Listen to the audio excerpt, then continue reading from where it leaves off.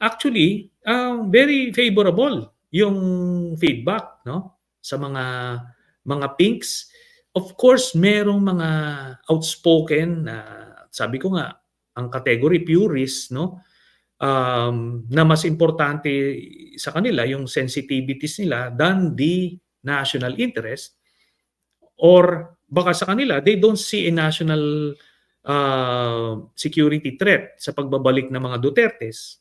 Eh, sa akin naman, kung na-traumatize kayo sa panahon ni President Marcos Sr., kami naman na-traumatize sa panahon ni Duterte. Kasi talagang sinalubong namin 'to. Our eyes were wide open. Hindi kami,